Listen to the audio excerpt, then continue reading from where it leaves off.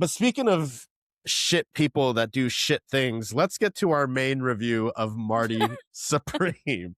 Have you seen this? Have you seen it? Have you seen this? I know, I've seen this. I know this. Perfect.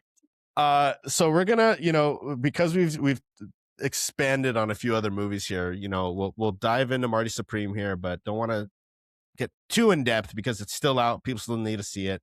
But let's get started with Adrian's letterbox description of Marty Supreme before I forget. Here we go. Directed by Josh Safdie. Dream big. In 1950s New York, Marty Mouser, a young man with a dream no one respects, goes to hell and back in pursuit of greatness. Indeed. So high level, Adrian, what did you think of Marty Supreme? I mean, it's a well done movie. It's great acting. It's good script work. Just not my type of movie. I knew there was a but. I felt the but coming. Just not my type of movie. I didn't enjoy the movie. I probably wouldn't rewatch it. Similar to Uncut Gems, where it's really good, award-worthy, great acting, but it's just not for me. I don't like the energy it made me have. I don't like the chaotic and hectic pace. It's just not. Is it like overwhelming, or like what about it? Yeah, it's overwhelming. And at the end of it, I'm like, what did I learn here? Nothing. Erica, tell us, what did you think? There are several things wrong with this movie. I'm just gonna start that off really quick. If anything, I want to say, like, I know there's like an anti-Semitism kind of feel like to a lot of like Christian movies and stuff, but of any movie I've ever seen, like this made me a little more anti-Semitic towards, or like in, as I'm watching him, I'm like, man, I can't believe he's saying these things and doing these things. Let's this can't be good. I think you want to reword what you're saying. You're not anti-Semitic. No. You're shocked at him saying the anti-Semitic remarks. Absolutely. Yeah. Okay. Let's clarify that. It's going to help you out here, brother. So you're saying this movie displays the main character who is acting anti-Semitic, and it's somewhat justified because he is Jewish and can say these things in his words. In his words. Okay. I thought that was our last episode right there. Jesus Christ. Go ahead, Erica. No, okay, so I got to see, I usually typically like to go see movies alone. I like to go and be peaceful and just absorb on my own. But I got to go to this movie with a friend.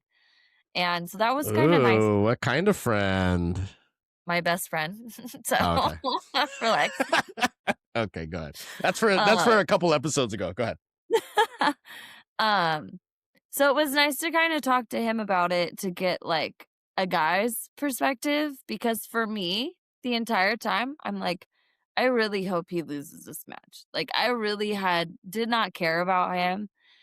So I get everyone's like, oh my God, Timmy Chalamet, he did such a good job. Like, but I don't think it's really that hard of a job for most male actors in Hollywood to just be a fast-paced asshole who gets things because he's being a dick to everybody and manipulating everybody. Like, everybody knows that men who manipulate get everything they want, and then it finally like stops at one point. Like, it was just, I don't know. I wasn't happy with the fact that I don't know. Everyone was giving it so much praise, and I'm like, doesn't really seem like that difficult a job to do. I mean, there's plenty of actors in Hollywood who can give off that same energy in a film and do the same thing.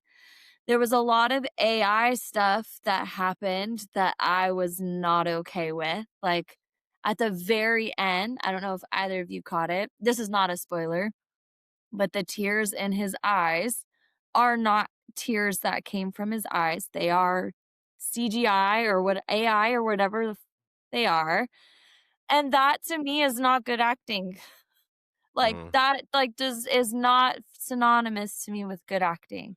So while it was a decent movie and I had fun watching it with a friend and we had a good time, it was just like I just was it not sounds like impressed. your beef is more with Timothy getting praise for this movie, Well, considering the no, character is an because even asshole. the movie, like even the character in the movie, like you're literally not rooting for anything going on in this film. Mhm. Nothing. You're not rooting for anybody. Who are you rooting for in this film? I was rooting for Mm, Tyler, the mm. creator, because he killed it. I liked his role. He Thank did you. kill it. Yeah, Yeah. actually, there you go. That's who you're voting for the whole time. You're hoping that he gets everything that he needs in his life. That's the only person that you're rooting for in that film. And I have a problem with that because there's like no redeeming factors. I mean, listen, those are all fair. That's all fair in regards to the character. I think it is minimizing what Timmy specifically brings to the role, considering his age, considering how all in he seems in the movie from my perspective. And I understand also, Adrian, from your perspective, like the pay, like I've talked to people that say like this is too chaotic, and especially, you know, the sound design is so like much. It's like It was so much. anxiety inducing at times. Like the friend that I went to, his sister said like it's a very, very fast pace. Like you're switching from one thing to another very fast. So like if you can't get with that, you're not going to enjoy the film. And that part didn't bother me. It was just like Yeah. like Adrian said, like what am I learning from this? I understand that, but I have a special guest here that's gonna share my thoughts on the movie, and that is Michael Chirito, who is, I think I said his last name way too Mexican. Michael Chirito, who's played by Tom Sizemore, rest in peace, from Heat. If you're like me and you like some action, it's in Heat. Well, you know, for me, the action is the juice. God I'm in. damn right. The action is the juice, and this movie had tons of action. I hear where you guys are coming from, and I think like it's kind of like a roller coaster, right? Like you're gonna have moments and certain roller coasters that are just so intense, and like the whole ride, your heart's beating fast. There's drops, there's loops, there's this, there's that, and that's not for everyone. Some people like It's a Small World, and I respect, like, that's fine. Pirates of the Caribbean, next level up. I get that. I just feel like You as the cannot compare that when those are both I knew I it. am I knew so it. sleepy from walking kind of rides. You just can't do that. And Yeah, don't you ever disrespect Pirates of the Caribbean like that ever again. Pirates of the Caribbean is the like end of the day or middle of the day, need to take a nap. Let me just go on this nice little Need a ride. breather, need to smell that certain smell, Oh, gotta yeah, get off my indeed. feet. I mean, listen, it's not a perfect movie. I just feel like, as the only kind of real defender of the film, I think the craft You don't of have to filmmaking, defend it. but it's a good movie. Like, it's a good movie. It's well done. But it's not going to be for everyone. I totally understand that. It is very intense. It is very anxious. Like, if you don't like those kind of movies, it's not a movie to watch just before you go to sleep. But I do want to highlight the performances by so many actors that aren't actors first. You talked about Tyler, the creator. We had Kevin O'Leary, who Mr. Wonderful fucking plays and is an asshole. You know what I mean? Like, he was really good in this. So even though I heard, he this could be isn't a piece of shit. spoiler alert, but I heard Timmy's such a method actor that the spanking is real. Yeah. No ass double. No stunt ass for that scene. And then also, I don't know if you guys noticed the guy who, and again, not really spoiler, we'll get into it, but, or you know what? So that's Marty Supreme. Thank you guys for listening. If you didn't have a chance to watch our last episode, we did a recap of 2025 with our first annual Seen This MOMAC Awards. Also announced Momaction and launched Go our check it out. Momaction, baby. The Momaction is the Love juice. that.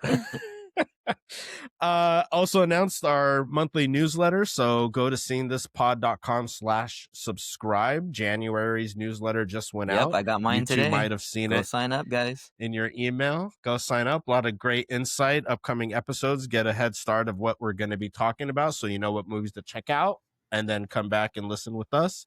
Also, make sure to follow us on all our socials, Seeing This Pod. You can get everything at seenthispod.com. So make it easy. Just go there, browse around. Got a lot of stuff up there. Next on the podcast, I interviewed composer for Origin, the story of Basketball Africa League, an incredible expansion of the NBA in the continent of Africa. And the documentary covers the launch in their first year. And I talk with the director, Segun Akinola.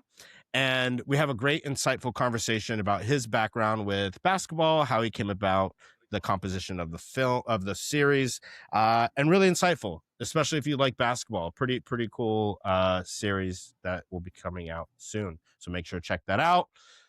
But until then, stay safe.